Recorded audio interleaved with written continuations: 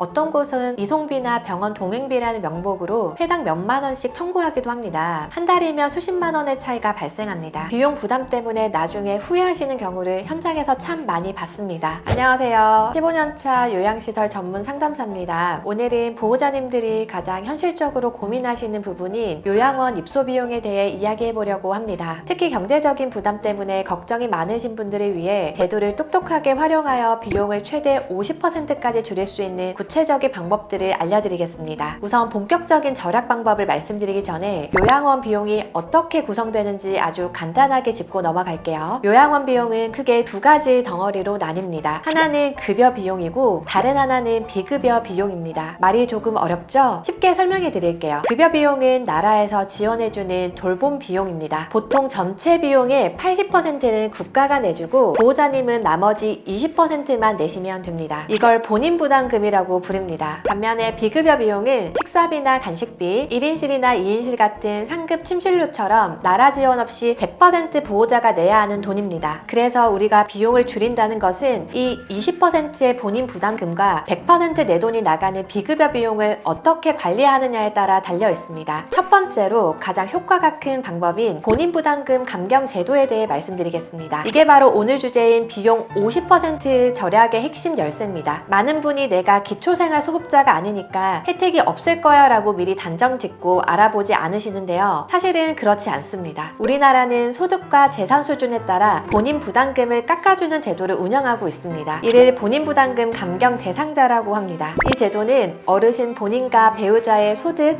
재산, 그리고 가장 중요한 건강보험료 납부액 순위를 기준으로 정해집니다. 구체적으로는 전체 가입자 중 소득 하위 50%인 분들을 대상으로 합니다. 대상자로 선정되면 본래 내야 할 20%의 본인 부담금에서 추가로 40% 혹은 60%까지 더 할인을 받을 수 있습니다. 예를 들어 한 달 요양원 비용 중 돌봄 서비스 비용이 총 200만 원이라고 가정해봅시다. 일반 대상자는 20%인 40만 원을 내야 합니다. 감경 40% 대상자로 선정되면 12%인 24만 원만 내면 됩니다. 감경 60% 대상자가 되면 8%인 16만 원까지만 내면 됩니다. 최대 24만 원, 거의 반 이상 줄어드는 셈이죠. 이 돈이면 어르신 용돈이나 추가 간식비로 충분히 활용할 수 있습니다. 지금 당장 국민건강보험공단 노인 장기요양보험 문의 전화 1577-1000번으로 전화하셔서 우리 부모님이 본인 부담금 감경 대상자인지 확인해주세요 라고 요청하시는 것이 가장 빠른 절약의 시작입니다. 혹시 지금은 아니더라도 어르신의 재산 변동이나 보호자의 부양 능력 변화에 따라 나중에라도 선정될 수 있으니 주기적으로 체크해 보시는 것이 매우 중요합니다. 두 번째 방법은 비급여 비용을 현명하게 줄이는 것입니다. 요양원 비용 청구서를 보면 식대와 간식비가 꽤 큰 비중을 차지합니다. 여기서 주의하실 점은 무조건 식비가 싼 곳을 찾으시면 안 된다는 겁니다. 어르신들에게 식사는 건강과 직결되는 가장 중요한 즐거움이기 때문입니다. 단순히 가격만 보지 마시고 식비가 온전히 식재료와 조리 인력에 쓰이는지 투명하게 공개하는 시설을 선택하세요. 좋은 시설은 식재료비와 인건비를 분리해서 회계 처리하고 식단표와 함께 실제 식재료 구매 내역을 공개할 수 있습니다. 식비는 줄이지 않으면서 그 돈이 오직 어르신의 밥상 퀄리티를 높이는 데 쓰이는 곳이 진짜 가성비 좋은 시설입니다. 식비를 줄이는 대신 불필요하게 나가는 상급 침실료를 아끼는 쪽을 권해드립니다. 요양원은 보통 4인실이 기본입니다. 그런데 시설에 따라 자리가 없다면 2인실이나 1인실 입소를 유도하는 경우가 종종 있습니다. 상급 병실은 하루에 몇만 원씩 추가 비용이 붙어서 한 달이면 수십만 원이 훌쩍 넘어가게 됩니다. 입소 상담을 하실 때 4인실 대기가 얼마나 긴가요? 언제쯤 일반실로 옮길 수 있는지 명확한 답변을 받을 수 있나요? 라고 물어보시는 게 좋습니다. 급한 마음에 상급 병실로 덜컥 들어갔다가 비용 부담 때문에 나중에 후회하시는 경우를 현장에서 참 많이 봤습니다. 입소 전 4인실 확보 가능 여부를 반드시 확인하세요. 세 번째 팁은 연말정산 의료비 세액공제를 챙기는 것입니다. 이건 당장 나가는 돈을 줄이는 건 아니지만 나중에 세금 환급을 통해 낸 돈의 일부를 돌려받는 아주 중요한 방법입니다. 많은 보호자님이 요양원은 병원이 아니니까 의료비 공제가 안 될 거야 라고 오해하시는데 그렇지 않습니다. 노인 장기요양보험법에 따른 요양원에 납부한 본인 부담금은 전액 의료비로 인정되어 공제받을 수 있습니다. 식사비나 간식비 같은 비급여 항목은 제외됩니다. 특히 부모님이 만 65세 이상이시거나 장애인 등급이 있으시다면 이 본인 부담금에 대해서는 의료비 공제 한도 없이 전액 공제 대상 대상이 될 수도 있습니다. 요양원에서는 매년 연말정산에 필요한 장기요양급여 비용 납부 확인서를 발급해 줍니다. 이 서류를 꼼꼼히 챙겨서 연말에 꼭 등록하시길 바랍니다. 이 작은 노력으로도 수십만 원의 세금 환급 혜택을 받아보실 수 있습니다.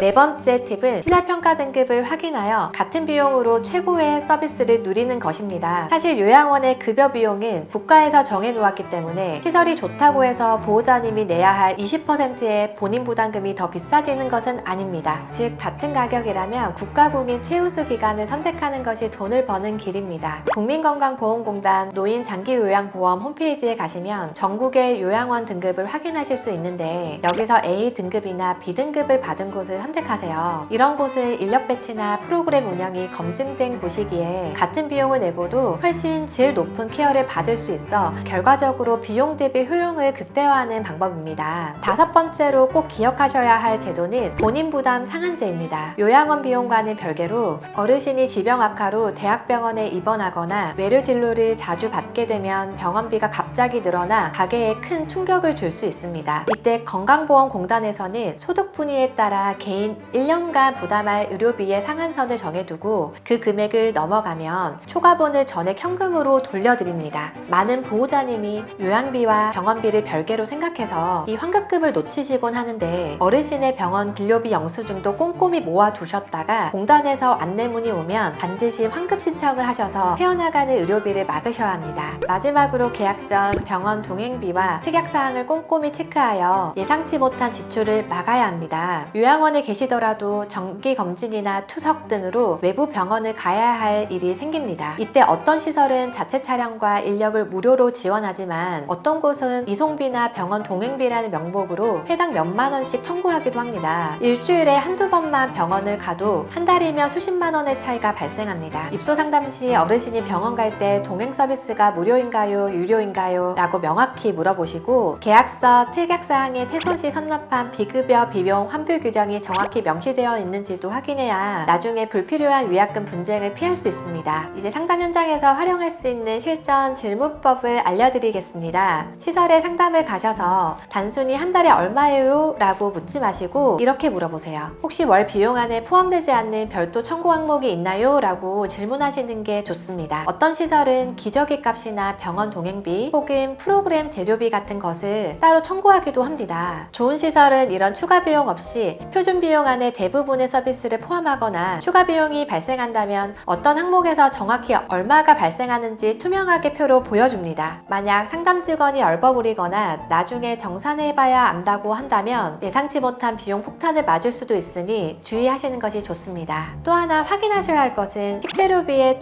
투명성입니다. 식사비는 비급여라서 시설마다 가격을 다르게 책정할 수 있습니다. 이때 단순히 가격만 보지 마시고 이 식비가 온전히 어르신 식단에 쓰이는지 아니면 조리원 인건비나 다른 운영비로 쓰이는지 물어보실 수 있습니다. 좋은 답변의 신호는 저희는 식재료비나 조리 인건비를 분리해서 회계 처리합니다 라거나 식단표와 함께 실제 구매 내역을 공개할 수 있습니다 라고 자신있게 말하는 경우입니다. 식비는 줄이지 않으면서 그 돈이 오직 어르신의 밥상 퀄리티를 높이는 데 쓰이는 곳이 진짜 가성비 좋은 시설입니다. 여기까지 들으시면서 혹시 마음 한구석이 불편하신 보호자님들도 계실 겁니다. 부모님 오시는 일인데 내가 너무 돈만 계산하는 건 아닐까? 불효하는 건 아닐까 하는 죄책감 말이죠. 제가 15년 동안 상담하면서 느낀 건 효도는 마라톤과 같다는 사실입니다. 초반엔 무리해서 비싼 비용을 감당하다가 경제적으로 지쳐서 결국 가족 불화가 생기거나 더 안 좋은 상황으로 내몰리는 경우를 너무 많이 봐왔습니다. 비용을 아끼는 것은 부모님께 덜해드리는 것이 아니라 더 오랫동안 안정적으로 부모님을 모시기 위한 현실적인 준비 과정입니다. 제도를 몰라서 못 받는 혜택을 챙기는 것은 지혜로운 것이지 부끄러운 일이 절대 아닙니다. 아낀 비용으로 어르신이 좋아하시는 간식을 사들고 한 번 더 찾아뵙거나 계절마다 편안한 실내복을 사드리는 것이 어르신께는 훨씬 더 큰 기쁨이 될 수 있습니다. 오늘 말씀드린 본인 부담금 감경 대상 확인, 불필요한 상급 침실료 피하기, 그리고 연말정산 챙기기 이 세 가지만 기억하셔도 요양원 비용의 부담을 확실히 덜어내실 수 있을 겁니다. 혹시 우리 부모님이 감경 대상인지 헷갈리시거나 시설에서 받은 견적서가 적정한지 궁금하신가요? 전화 주시면 제가 아는 선에서 친절하게 답변 드리겠습니다. 보호자님의 짐을 조금이라도 덜어드리는 것이 제 기쁨입니다. 그럼 저는 다음에도 보호자님들의 마음을 든든히 고민하게 해드릴 유익한 정보로 다시 찾아오겠습니다. 전국의 착한 요양원을 소개받고 싶으시면 전화주세요. 감사합니다.